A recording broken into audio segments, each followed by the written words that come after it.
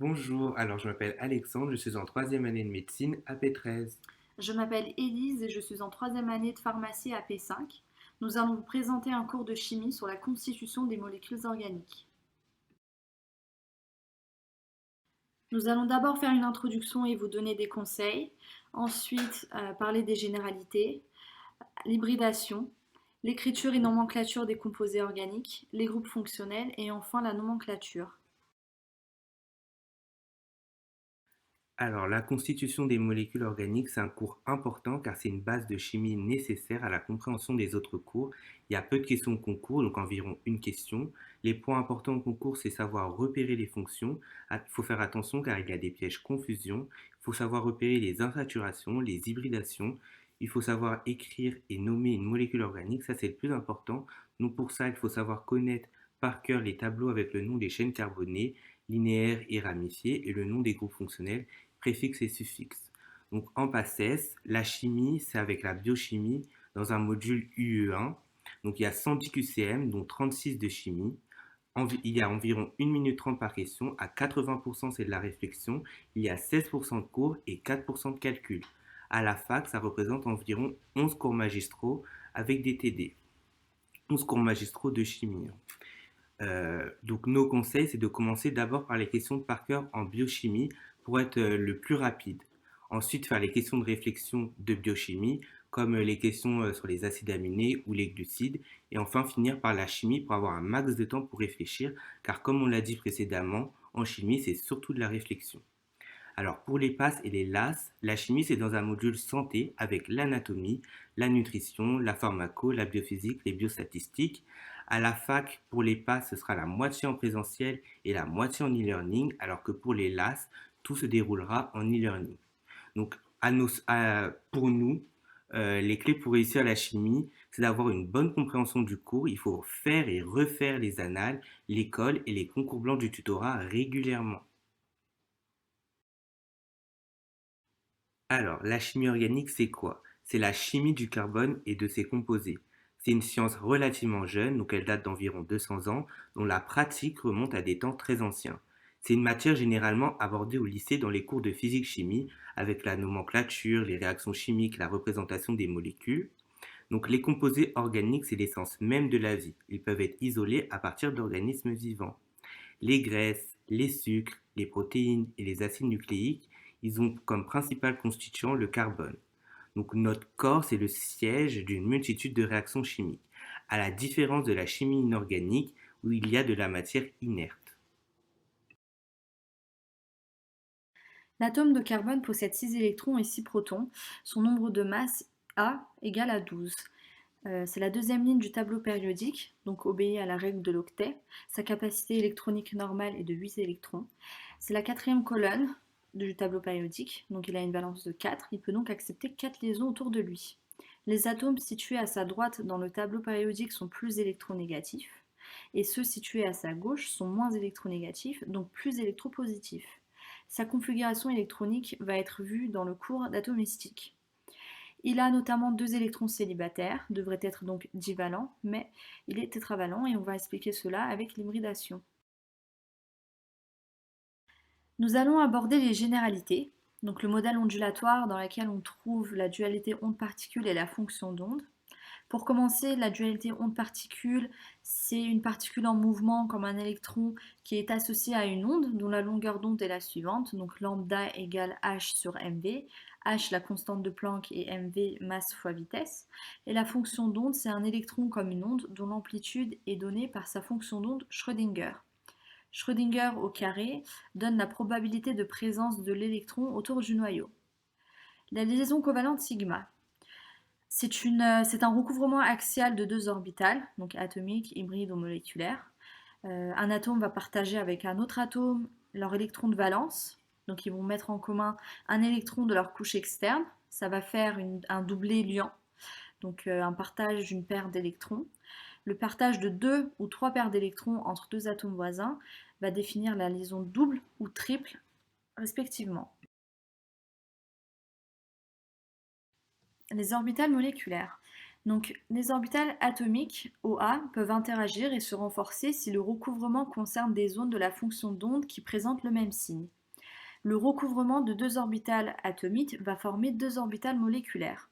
On peut, à partir de là, avoir les orbitales moléculaires liantes, sigma, qui sont stabilisées car leur énergie est inférieure à l'orbitale atomique de départ qui a donné cette orbitale moléculaire.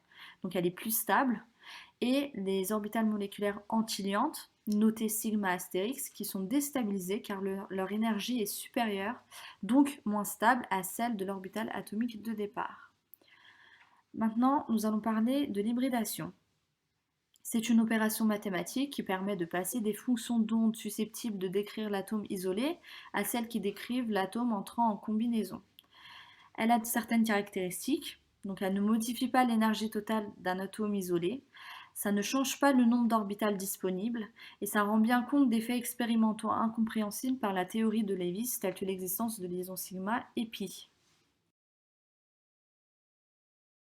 Donc ici, nous avons une diapo importante qui va traiter de l'hybridation, donc les différents types d'hybridation pour le carbone. Donc vous avez l'hybridation sp3 du carbone avec le carbone et les quatre simples liaisons autour de lui, l'hybridation sp2 du carbone avec la double liaison et l'hybridation sp du carbone avec les triples liaisons ou les deux doubles liaisons. Donc ici, c'est une diapo très importante. Donc je vous conseille de prendre une feuille blanche et de noter à côté les différentes hybridations du carbone parce que ça va nous servir après quand on va faire les exercices d'application, vous allez mieux comprendre ce qu'on va faire. Parce qu'en fait, dans les exercices, vous vous demandez combien il y a d'hybridation sp3 du carbone, combien il y a d'hybridation sp du carbone. Donc il faut bien que vous ayez dans votre tête à quoi ça ressemble une hybridation sp3 ou sp2 ou sp du carbone. Donc ici, vous les avez en image, donc voilà.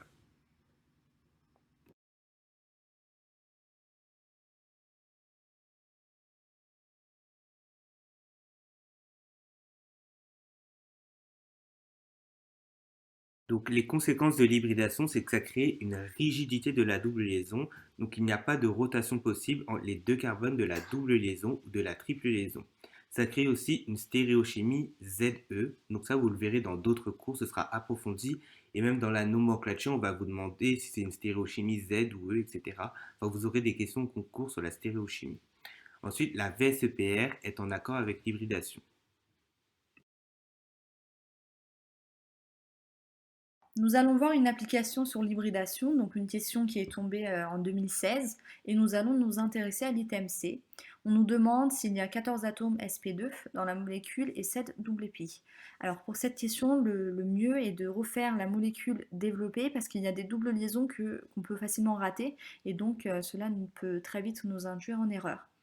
Donc d'abord, on peut voir qu'il y a 9 atomes de carbone sp2 en se basant sur le schéma qu'on a vu précédemment, donc avec une double liaison. Par contre, dans la question, il ne précise pas s'il demande pour les atomes de carbone ou les autres atomes tels que ON. Donc l'idéal est d'aller chercher l'hybridation de tous les atomes. Donc là, on peut voir qu'il y a 3 atomes O hybridés sp2, celui qui est tout à gauche avec une double liaison, celui du NO2 qu'on peut voir quand on développe la molécule, et celui de l'acide carboxylique tout à droite, le COOH. Et enfin, on peut voir 2 atomes N hybridés sp2, donc celui du NO2, celui qui partage une double liaison avec C.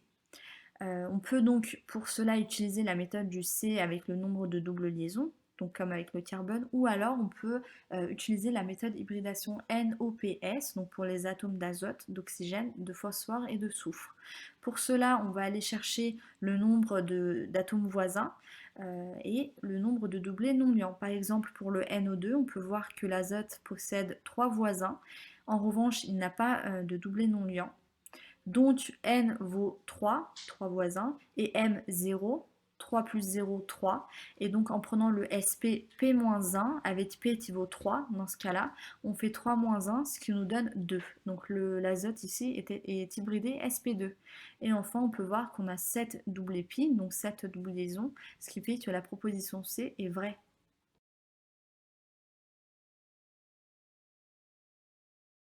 Nous passons maintenant à la partie 4, écriture et nomenclature des composés organiques. Nous allons voir la représentation des molécules, donc il y a différentes façons. On a la formule brute qui va nous donner plusieurs informations. D'abord la nature des éléments présents dans le composé, la proportion relative des différents éléments, et on va pouvoir calculer la masse moléculaire. Par exemple, pour le CH4N2O, on peut voir qu'il y a 4 atomes d'hydrogène, 2 atomes d'azote, un atome d'oxygène, et grâce à ça, on va pouvoir calculer la masse moléculaire. Par exemple, M ici, pour cette molécule, est égal à 60 grammes par mol, puisqu'il y a un atome de carbone dont la masse moléculaire vaut 12, donc 12 fois 1, qu'on additionne avec la masse moléculaire de l'hydrogène qui vaut 1, mais comme il y en a 4, donc on fait 4 fois 1, etc. Et on additionne le tout, ce qui nous donne 60. Par contre, ça ne donne aucune information sur les atomes, enfin sur la façon dont les atomes sont reliés entre eux. On a la formule condensée et semi-développée, on peut voir les exemples dans le tableau. On a la formule plane et développée, dans ce cas-là on a toutes les liaisons qui sont détaillées et qui sont représentées par les petits traits qui représentent la liaison entre deux électrons, ce qui est la structure de Kekulé. Et par contre ça ne décrit pas la structure tridimensionnelle. Ensuite, on a la formule topographique ou simplifiée.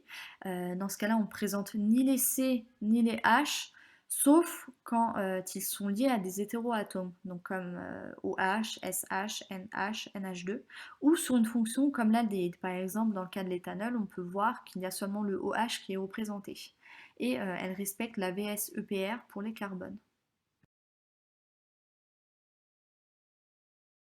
Ok, donc maintenant on va parler des classes du carbone. Donc il faut savoir que le carbone primaire est fixé à un seul autre carbone. Le carbone secondaire, il est fixé à deux autres carbones.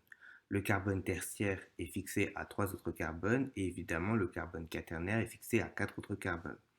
En ce qui concerne les chaînes carbonées, ramifications et cycles, il faut savoir qu'il y a environ 7 millions de composés organiques. Un des systèmes de classification ne prend en compte que le squelette du composé organique. Pour les composés acycliques, il y a les linéaires et les ramifiés comme vous pouvez voir sur la diapo. Pour les composés carboxycliques, c'est des cycles qui ne contiennent que des carbones. Pour les composés hétérocycliques, donc ça c'est déjà tombé dans les annales, il faut savoir que c'est des cycles qui contiennent au moins un hétéroatome. Donc ici on peut voir un atome d'oxygène. Donc maintenant on va parler du nom des chaînes carbonées et des ramifications. Donc il faut savoir qu'il y a un tableau à apprendre qui va définir la longueur des chaînes carbonées. C'est une analogie au nom des alcanes. Donc ça c'est un truc qu'on voit généralement au lycée. Donc quand vous avez un carbone c'est mètre, quand vous avez deux carbones c'est hètre, quand vous avez trois carbones c'est propre. Donc vous avez juste à apprendre pour 10 carbones. Pour les cycles, c'est le même principe mais un préfixe cyclo est ajouté. En ce qui concerne les ramifications, il faut savoir que la plupart des molécules organiques ne sont pas linéaires, elles sont ramifiées. Donc en fonction des ramifications, vous allez rajouter un radical. Par exemple, si vous avez une ramification avec un carbone, vous allez rajouter le radical méthyle. Si vous avez une ramification avec deux carbones, vous allez rajouter le radical éthyle. Et donc ce tableau, il faut l'apprendre par cœur pour ensuite pouvoir nommer des molécules organiques.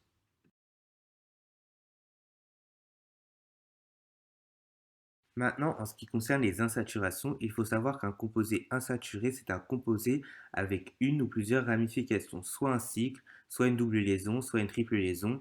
Donc une insaturation, c'est une différence par rapport à la structure de base des alcanes CnH2n+.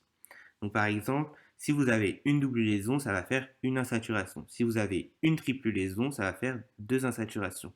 Si vous avez un cycle, ça compte comme une insaturation. Le nombre d'insaturations, c'est toujours un entier positif. Les composés saturés, c'est des composés acycliques qui ne comportent que des liaisons simples.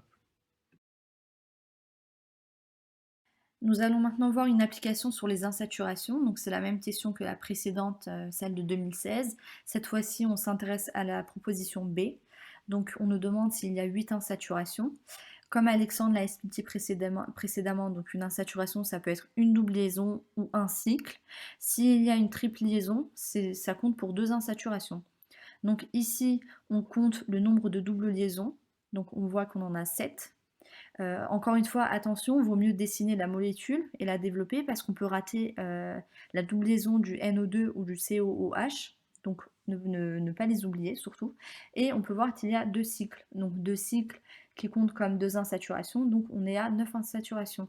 On peut donc dire que la proposition B est fausse. Nous allons faire une autre application sur les insaturations et hybridations, c'est la question 13 qui est tombée en 2015.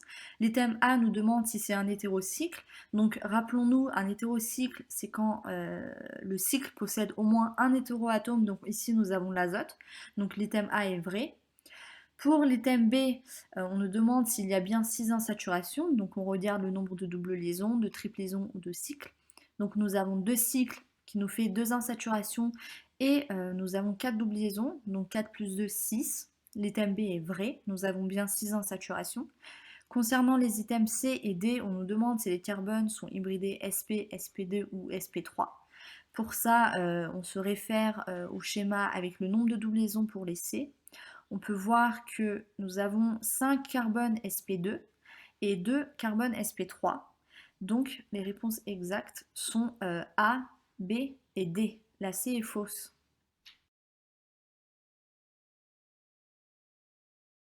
Nous allons faire une dernière application sur les insaturations et hybridations. C'est une question qui est tombée en 2014. Donc l'item 1, on nous demande s'il n'y a pas de carbone hybridé sp3. Pour rappel, un carbone hybridé sp3 possède 4 voisins, donc forme 4 liaisons simples autour de lui. Donc ici, on en a bien un qui est une ramification tout en haut de la molécule. Donc l'item A est faux. Ensuite, on nous demande s'il y a 10 insaturations dans la molécule. Donc on peut voir que nous avons 2 cycles, ce qui fait 2 insaturations, et 8 doubles liaisons, ce qui nous fait 8 insaturations. Donc nous avons bien 10 insaturations, ce qui fait que l'item B est vrai. Pour l'item D, on nous demande s'il y a 12 carbones sp2 dans la molécule. Si nous comptons bien, il y en a 14, donc l'item D est faux. Et enfin la E, s'il y a 2 fonctions cétones, sera traitée plus tard dans le cours. Donc maintenant, on va parler des groupes fonctionnels en ce qui concerne les hydrocarbures. Il faut savoir qu'un alcane, c'est une simple liaison, un alcène, c'est une double liaison, donc ça tombe dans les annales. Un alcyne, c'est une triple liaison, donc ça aussi, il faut savoir le repérer dans les annales. Et un arène, c'est trois doubles liaisons dans un cycle aromatique. Donc ici, vous avez des tableaux avec les fonctions monovalentes et les fonctions divalentes. Donc ça, c'est exactement les tableaux qu'il y a dans vos fiches. En fait, il faut les apprendre par cœur pour ensuite, dans les annales, savoir les repérer. Par exemple, ils vont vous demander est-ce qu'il y a de l'alcool sur cette molécule. Donc il faut savoir qu'un alcool, c'est AOH. Pareil pour l'éther, l'amine, l'éthiol. Quand il y a trois étoiles rouges, ça veut dire que ça tombe régulièrement dans les annales. Donc faites attention. Donc ici, c'est le tableau avec les fonctions trivalentes. Donc c'est un carbone lié à trois hétéroatomes. Donc pareil, il faut l'apprendre par cœur pour ensuite savoir le repérer dans les annales.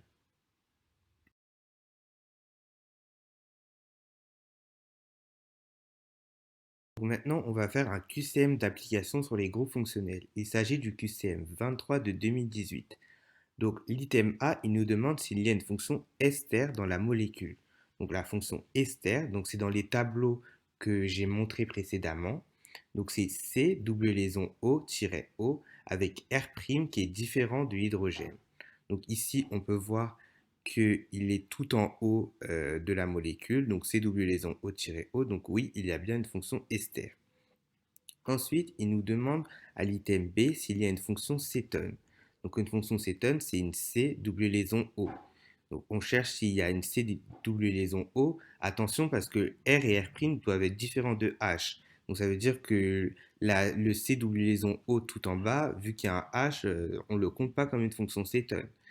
Donc on peut en conclure qu'il n'y a pas du tout de fonction cétone. Donc l'item B est faux.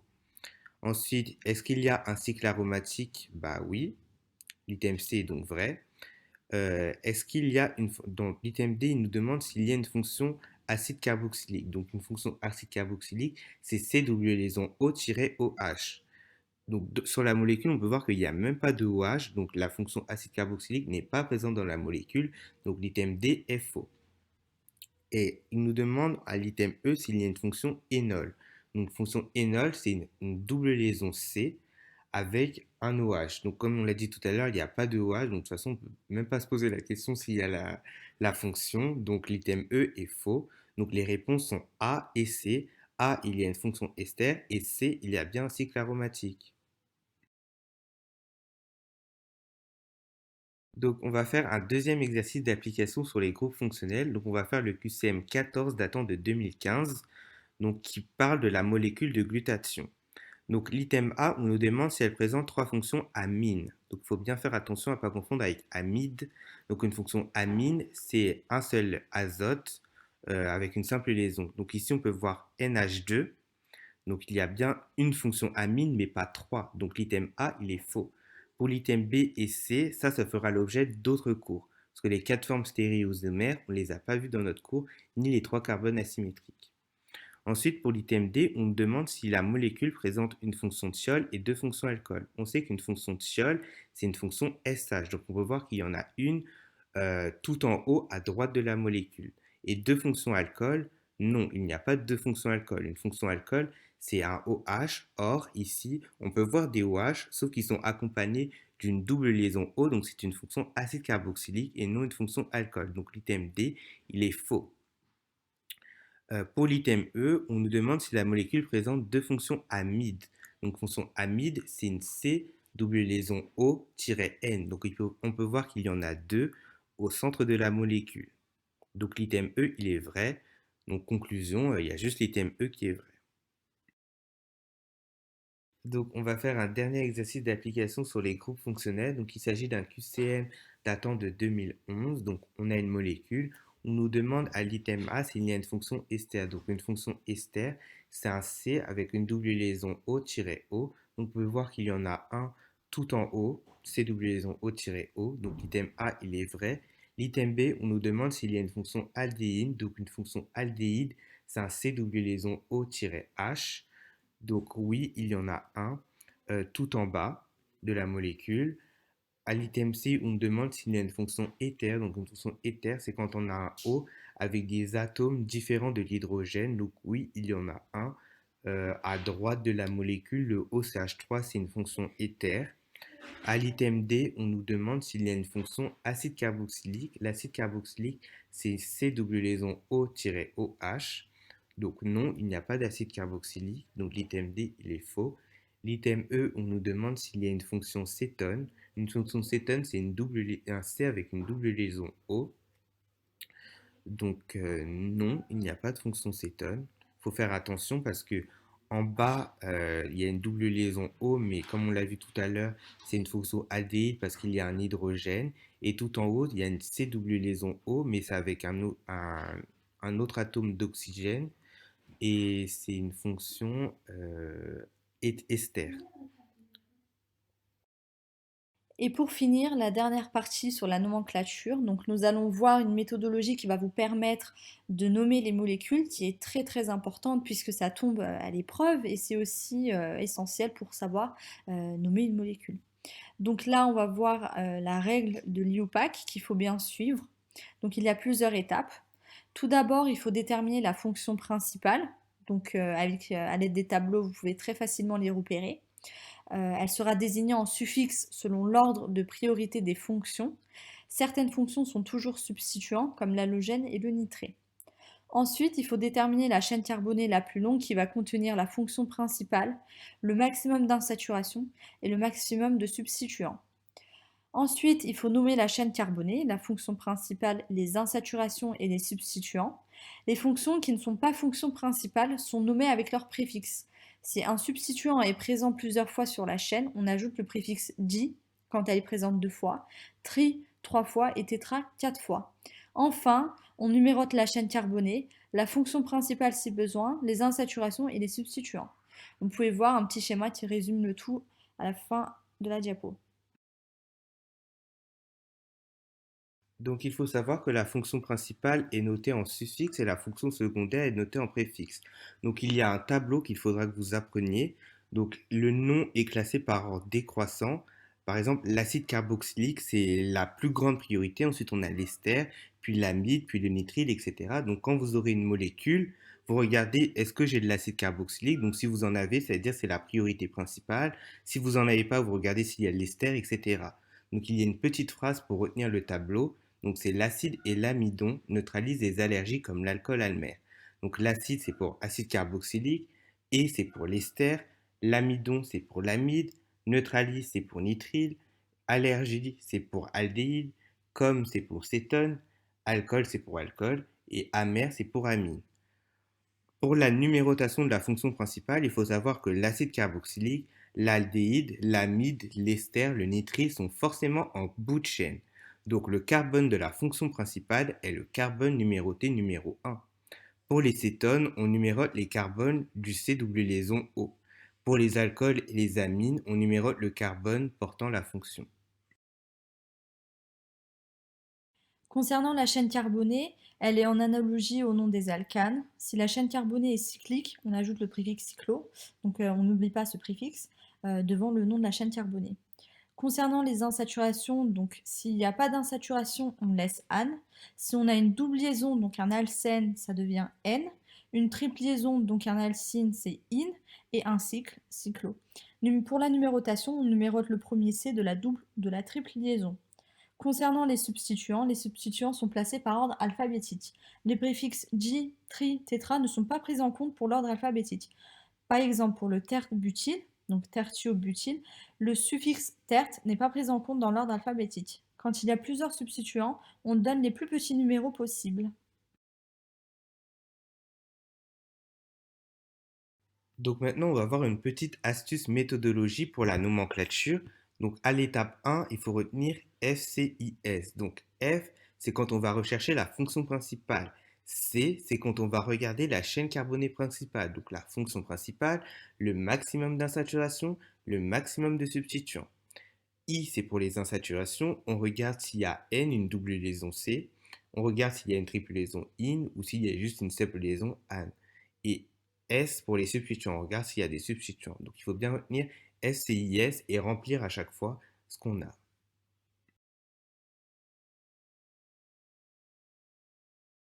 Donc maintenant, la deuxième étape qui consiste en la numérotation de la chaîne afin que le numéro soit le plus petit possible. Donc on regarde la fonction principale, acide, ester, amide, nitride, aldéhyde. Le carbone de la fonction principale est le numéro 1. On regarde les insaturations, on regarde les substituants. Là, ça peut paraître un peu flou pour vous, mais avec l'étape 3 et les exercices d'application, vous comprendrez mieux. Donc pour la troisième et dernière étape qui consiste à trouver le nom de la molécule. Donc tout à l'heure on a utilisé FCIS, donc cette fois-ci on va changer l'ordre. On va utiliser SCIF pour trouver le nom de la molécule. S, comme on l'a dit tout à l'heure, c'est les substituants. On va les classer par ordre alphabétique, mais en comptant pas les di, tri et tétra. Nous allons faire une application de nomenclature qui va donc vous éclairer concernant la méthode FCIS. Donc nous avons une question qui est tombée en 2018. Pour répondre à ce genre de questions, ne faites pas attention aux items dans un premier temps. Donc prenez votre feuille de brouillon, marquez FCIS et allez chercher les différents éléments. Donc là pour F, on va aller chercher la fonction principale. Pour cela, il faut s'aider du tableau avec les différentes fonctions et l'ordre de priorité, notamment la phrase mémotechnique l'acide et l'amidon neutralisent les allergies comme l'alcool amer. Donc là, on peut voir que la fonction prioritaire est l'aldéhyde, qui est en première position, donc tout à gauche, avec O double liaison H, et son carbone sera donc le carbone 1.